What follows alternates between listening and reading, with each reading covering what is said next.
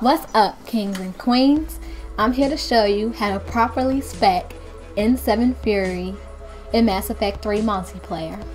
N7 Fury is one of my favorite characters to use. Although I do have a lot of characters that I need to unlock, N7 Fury will most likely always be one of my favorites. But anyways, let's get started. Alright, let's start with the fact that N7 Fury is an adept class, and because of this, you're going to be relying mostly on your biotic potential and your power bonuses and stuff. So, what you're going to want to do is keep a weapon that's going to keep your power recharge speed as close to 200% as possible. You're going to want to be detonating those biotic powers immediately. So you're gonna need this. So I choose the Locust 3. This is the gun that I would prefer. And I really don't have every gun unlocked. I don't have that many unlocked. But until I find a gun that's better than the Locust 3, I'm gonna be using this one. But you can use whatever weapon you want. Just keep in mind that you're gonna want your power recharge speed as close to 200% as possible, if not 200%. Now, let's get started with the powers. This is how I have it specced up. A lot of people may disagree with Annihilation Field, but like I said, you're gonna be in a lot of situations here. Like since I sacrificed fitness, I'm gonna need to be able to detonate as many combos as I can, depending on the situation. So, Annihilation Field. And the Annihilation Field is a force field that surrounds N7 Fury. So anyone who comes in contact with you will get damage taken to them. Basically, people won't be able to get close to you without damaging themselves, their own armor, their own shields, and etc. Even if you die with Annihilation Field on, enemies that come near you will be affected by your field. Now, I did the 3 mandatories, and at the 4th rank, I increased damage by 30% over impact radius. This all depends on how you play. Me, personally, I felt that I didn't need impact radius because the way I use Annihilation Field is like when someone is next to me, if 2 or 3 people that are like right next to me, they get affected by my field, and then I do another detonation, and it's an immediate biotic explosion. Because Annihilation Field is a source power and it's also a detonator power. So by Annihilation Field being activated, if someone comes in contact with me and gets close to me, I press Y again, and then a biotic explosion occurs, and anyone affected by it will get hit. And I only usually do this when someone is right next to me, so I really don't need radius. And I chose targets caught in the field take 15% additional damage from all sources. Like I said, I want my opponents to get damaged as much as possible. So if someone gets caught in my field and I'm shooting at them and other teammates are shooting at them or unleashing their powers at them, they're going to take additional damage. And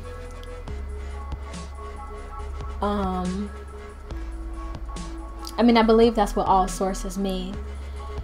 And if not, it just means anything as far as guns and melees and biotic explosions and stuff. But I'm pretty sure it means from all teammates. And for rank 6, I chose increase duration by 100%, drain 100% of damage done to enemy shields, barriers to restore your own shields. You're gonna need this because since N7 Fury already has low health and shields, you're gonna wanna replenish them as much as you can. So you're gonna need this. And I chose that over increased damage by 50% because I'm just thinking about the fact that her health and shields are already low. So you're gonna want to stay alive as long as possible or as much as possible. Dark Channel. Dark Channel is like a plague that you could unleash on an opponent that rips them to shreds no matter if they have barriers, shields, armor. It slowly depletes them.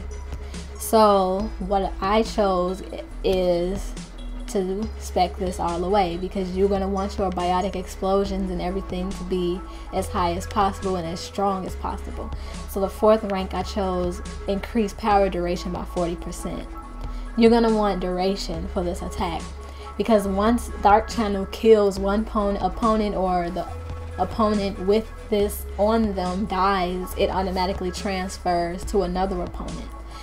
And with Dark Channel being a source power for biotic explosions, each time you unleash Dark Channel on an enemy, you can unleash another power like throw, and it'll create a biotic explosion. Then it'll go on to the next enemy. Then you hit throw again, and that'll be another biotic explosion. So yeah, you're gonna want duration. And with this, I picked slow targets movement speed by 30%, because I felt that I really don't need recharge speed, seeing as how I'm gonna have a weapon that's gonna be 200% recharge speed. That's gonna allow me to have fast recharge, and I really don't need that. And you can also put on a mod that'll increase your recharge speed. So I would rather my enemies to be slowed down, because let's say you hit them with Dark Channel and then your enemy is bobbing and weaving too much, and then you try to hit them with a throw to unleash a biotic explosion. Your biotic explosion, or your throw I should say, might get thrown off if the enemy you're targeting at jumps, leaps, or rolls. You're going to want them to be moving as slow as possible to keep your throw on target. And instead of increased damage by 50%, I picked increased damage to armors and barriers by 75%. You're gonna want to have atlases, brutes, banshees, and phantoms and stuff in mind when it comes to this. You're gonna want damage done to those armors and barriers to get them down as quick as possible. So once they're down, you can unleash a biotic explosion and kill them immediately. And with duration up, the longer that it'll be on the enemy, draining them and stuff, the better. You're gonna want this, keeping in mind gold and platinum. If you're trying to play gold and platinum with N7 Fury, you're gonna need this. Then you want throw spec all the way, because you want your biotic explosions to be as powerful as possible. So instead of force by 40%, I chose impact radius by 2 meters. Let's say someone's hit with my Dark Channel and there's 2 enemies around that person. Hit the person with the Dark Channel surrounding it. The biotic explosion, the radius will also go up to 2 meters. So you'll actually hit the other targets that are next to it. So this will come in handy. I chose increased force and damage of biotic detonations by 50%. Like I said, for the same reason of this one, you're gonna need those extra meters, and then this extra force and damage by 50% is just adding more fuel to the fire. Then for this, I chose increased force by 50%, an additional 290 damage on impact. Like I said, once again, you're gonna need this stuff to be as powerful as possible. You don't really need recharge speed for throw, because throw is already fast. It already has a fast recharge speed, so you don't really need that. You're going to want to deal damage. That's what you want to do. As much damage as possible, especially since your health and shields are weak. In 7th Fury, I have it spec all the way up to the 5th one, because as far as the 6th rank, I felt that it is not a must-have. So decreased weapon weight, I don't need that. Increased weapon damage by 10%. Although this sounds really good, I felt that this could be sacrificed. If I really want my weapons to deal more damage to enemies, I can just put on a weapon mod. That's just the way I see it personally. So I felt this was sacrificable. And as far as the 5th rank, I chose increased power damage and force bonuses by 15%. You're going to want that force and that power damages up as much as possible. And as far as this, I chose, instead of the weapon damage, I chose increased power damage and force bonuses by 10% and increased weight capacity bonus by 20 points. So like I said, you're relying on your powers, so this is what you're gonna want to spec. Focus on your powers. And as far as fitness, I leveled up the 3 mandatories. Although I would like to have enough to spec up my health and shields, you're gonna have to sacrifice something. And I felt like fitness was the better sacrifice. Only for the simple fact that I have this, and this will all compensate for all of that. And the simple fact that when N7 Fury dodges and moves side to side and backwards and frontwards, the way she moves is she could bounce through walls and stuff. So let's say you're in a situation where you're about to die because you get hit and your health and shield and all of that is going down very quickly. So you're going to want to be able to escape situations. So you're going to want to use those dodging techniques that she has to your advantage along with your biotic powers. So let's say you're in a tight situation. Then there's so many enemies around and they're depleting your health. Throw out a dark channel or unleash your annihilation field for a quick biotic explosion. Or just throw out your dark channel and then hurry up and try to dodge or get out of the situation as quick as possible. So while you're somewhere recovering, your dark channel will be still killing your enemies. So it's not like you're running, if you're a kill whore, it's not like you're losing points, and it's not like you're not helping the team if you're a cooperative player. Because while you're hiding and getting your health back up, and your shields back up, then your dark channel will be doing a lot of work. Unless you unleash annihilation field before you escape. You unleashed a biotic explosion to the people affected by your annihilation field, and for the people that's around that get hit by it. And also, since you spec'd it all the way up, you'll take their health and shields and add it to your own, so you will be able to recover a lot quickly when you escape. So with that being said,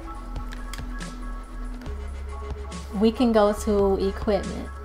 I don't really have all the equipment. Some people may have more equipment than me, better equipment than me, whatever. As far as gear bonus, do something that'll raise your biotic power again, like I said. Well, I don't have this one up because I was using a different character. I was using a Krogan, so I used this. But anyways, like I said, I don't have that much. I might use mental focuser or multi-capacitor for my shield regen speed, because since you already have low health, I usually use this on her. Since you already have low health and shields, you're going to want to be able to recover really quickly so you can get right back into the action. But like I said, you use whatever you want. You could use stuff that'll do your power, like as far as mental focuser, something like that. Weapon bonus, use weapon bonuses that'll increase whatever weapon you have, since you already sacrificed a lot of weapon damage when you spec'd N7 Fury, of course. So use the, whatever you use. I would use the SMG rail amp because I use the SMG. Ammo bonuses, whatever you choose.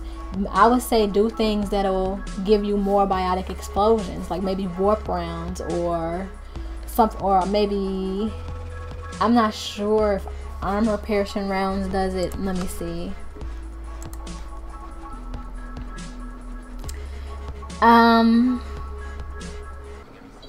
I know warp rounds does it, so anything like that you're gonna want to use for that. Extra biotic explosion. Armor bonuses, do stuff that's like shield bonuses, power cells to your shields and recharge, stuff like that is what you're going to want to use as far as equipment. And for N7 Fury, stuff that'll help you with shields and health as far as armor bonus. And that's about it as far as N7 Fury. Hopefully you found my information useful, and hopefully you enjoyed. If so, hit a thumbs up, give me feedback in the comments, tell me if it was good or bad or anything that I may have left out. Add it in the comments to help other people. Anyways, thank you for listening, thank you for watching, and have a blessed day.